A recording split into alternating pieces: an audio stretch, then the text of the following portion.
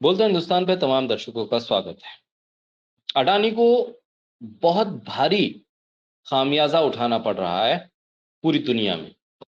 जिस तरह से सियासी गठजोड़ का फायदा उन्होंने उठाया, वो सियासी गठजोड़ का फायदा बहुत ज्यादा दिन टिक नहीं पा रहा है। दुनिया भर के जिन जिन देशों में अडानी गए या अडानी को ले जाया गया अपने प्लेन्स में, सरकार के जरिए रिप्रेजेंट करवाया गया अडानी को कि ये देखिए, ये हैं इंडिया के व्यापारी, ये हैं कारोबारी, इनके साथ ही आपको व्यापार करना है, इन्हीं के साथ आपको बातचीत करनी है, यही हमें रिप्रेजेंट करते हैं और आज से आपके देश के साथ ही कारोबार करेंगे। कारोबार मिला। कारोबार मिलने के बाद ये स्थिति बनी कि एक देश नहीं, दो देश नहीं, कई देशों में जहां जहां अडानी को कारोबार मिला, वहां वहां के लोकल लोग, वहां के नागरिक प्रोटेस्ट पर निकल आए, बाहर निकल आए और कहा कि अडानी, हमारे देश को छोड़ो। अडानी के साथ जिस जिस राजनेता ने साठगांठ की है या मिलकर उनको टेंडर दिए हैं, कारोबार दिया है, उनका भी विरोध शुरू हो गया। श्रीलंका से अगर आप शुरू करें, श्रीलंका में भी भारी विरोध अडानी का। सरकार को जवाब देना पड़ा वहां की कि अडानी को हमने क्यों दिया ये प्रोजेक्ट, और साफ तौर पर उसमें भी निकल के आया कि हमें लगा कि ये भारत सरकार के प्रतिनिधि हैं, इसलिए हमने दे दिया। अडानी को श्रीलंका में फजीयत का सामना करना पड़ा। लोग सड़क पर निकले, अडानी को श्रीलंका से बाहर भेजो, वहां से उनका व्यापार हटाओ, जो करप्ट लोग हैं उन पर कार्रवाई करो, किसने अडानी को कारोबार दिया, ये श्रीलंका में आवाजें उठने लगी।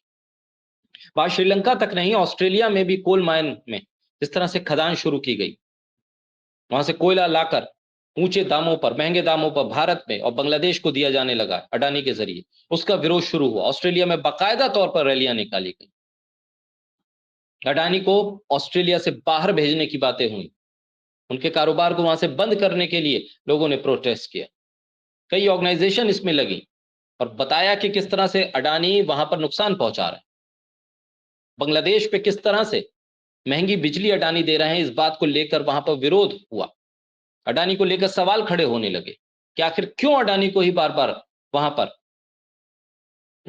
इस तरह के पावर सेक्टर के प्रोजेक्ट्स में अहमियत दी जा रही है, जबकि अडानी महंगी बिजली दे रहे हैं और महंगे कोयला, और उसके नाम पर भारत में भी उन्होंने कई राज्यों में महंगा कोयला सप्लाई किया, जो दूसरे देशों से सस्ती कीमत पर वो लेकर आ रहे थे। यानी अडानी ने पैसा कमाया, मुनाफा कमाया, और उस मुनाफे की आड़ में उन्होंने ये बताना शुरू किया कि वो राष्ट्रवादी बिजनेसमैन, वो बिजनेसमैन है और वो पैसा कमा रहे हैं, इसलिए उनके दुश्मन ज्यादा खड़े हो गए। कई देशों में विपक्ष तो ये आरोप लगाता रहा है, खुद राहुल गांधी भी ये कहते रहे हैं कि प्रधानमंत्री मोदी का हाथ है उनकी पीठ पर, और इसकी वजह से जहां जहां प्रधानमंत्री के विदेश दौरे होते हैं, हर देश में उस देश में आप देखिए तो अडानी को कारोबार मिलता चला जाता है और अडानी फल फूलते जाते हैं। और इसका एक नजारा देखने को मिला, किस तरह से अडानी ने अपने कारोबार को शेल कंपनीज के जरिए बढ़ाया और हिंडनबर्ग ने उसका तमाम तरीके से खुलासा किया। और जहां ये खुलासा हुआ हिंडनबर्ग के जरिए, वहीं अब अलग अलग देशों के पूर्व राजनयिक, पूर्व पूर्व राष्ट्राध्यक्ष ये बता रहे हैं कि किस तरह से अडानी को मिलवाया गया और अडानी को कारोबार दिलवाया गया कीनिया में। जी हां, अभी कुछ दिन पहले ही अडानी को लेकर कीनिया के पूर्व प्रधानमंत्री ने ये इस बात को बताया था कि उनको तत्कालीन गुजरात के मुख्यमंत्री, जो मौजूदा वक्त में प्रधानमंत्री हैं, उन्होंने अडानी से हमारी मुलाकात करवाई थी और अडानी का कारोबार जो इंडिया में है उसे वो आप आकर देखिए और फिर अडानी को कीनिया में कारोबार दीजिए ताकि वो उसी तरह से काम कर सके। उन्हें बाकायदा तौर पर गुजरात में बुलाकर उनके तमाम बिजनेस के जो फैक्ट्रीज थी, आउटलेट्स थे, सभी को दिखाया गया था। ये अभी कुछ दिन पहले कीनिया के एक पूर्व प्रधानमंत्री की तरफ से बयान आया। और अब जो खबर है, वो खबर ये बता रही है कि कीनिया में अडानी को सबसे बड़ा झटका लगा। जहां कीनिया में, जहां पर पब्लिक प्राइवेट पार्टनरशिप एग्रीमेंट के तहत कीनिया इलेक्ट्रिकल ट्रांसमिशन कंपनी और अडानी एनर्जी सोल्यूशन ने एग्रीमेंट किया था, वो खत्म कर दिया गया। और अडानी को इस समझौते के रद्द होने से 74 लाख करोड़ डॉलर का 74 लाख डॉलर का, माफ कीजिएगा, 74 लाख डॉलर का नुकसान हुआ। कीनिया में लोगों का विरोध हुआ। लोगों ने कहा कि किस तरह से आप पावर सेक्टर में महंगी बिजली हमें दे रहे हैं। उसकी वजह लोगों ने बताया कि किस तरह से अडानी है, क्योंकि अडानी ने अलग अलग देशों में सस्ती कोयला खदानें ली, वहां से सस्ती कीमत पे कोयला लिया और कुछ देशों में पहुंचकर वहां पर पावर सेक्टर में इन्वेस्ट करने के नाम पर महंगी कीमत पे वो कोयला वहां पर बेचा। एक हाथ से अडानी सस्ता कोयला लेते थे, दूसरी हाथ से उसे महंगा करके बेचते थे, जिसकी एवज में उस देश के नागरिकों को महंगी बिजली मिल पाती थी। यही बांग्लादेश में हुआ, जो कीनिया में हुआ, और इसी वजह से वहां लोगों ने विरोध शुरू किया और विरोध के नतीजे में वहां पर तमाम राजनेता खुलकर सामने आए। जिन सरकारों के वक्त में अडानी के साथ ये समझौते हुए, उन सरकारों पर सवाल किए।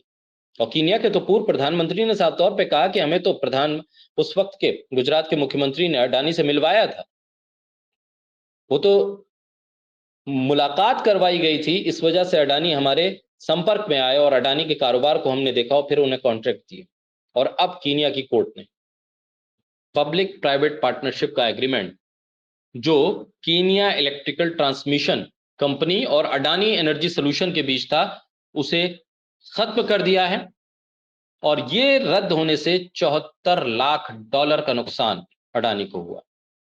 तो एक तरफ तो श्रीलंका, बांग्लादेश, ऑस्ट्रेलिया और अब कीनिया में अडानी को झटका, तो वहीं अब अडानी सोच रहे हैं कि जब यहां से सामान समेटा है तो फिर कहां जाएं। तो फिर चाइना का रास्ता खुलवाया गया है, वहां से कितना फायदा, कितना मुनाफा, या फिर वहां पर भी कुछ सस्ता कुछ महंगा करके कारोबार को सेट किया जाएगा, मुनाफा कमाया जाएगा, और क्या वहां पर रिएक्शंस आते हैं, ये बड़े दिलचस्प रहेंगे। और साथ ही भारत में जो अडानी को लेकर सवाल खड़े हो रहे हैं, देखना होगा कि जब सेशन शुरू होगा पार्लियामेंट का, तब ये सवाल कितने और गंभीर होते हैं।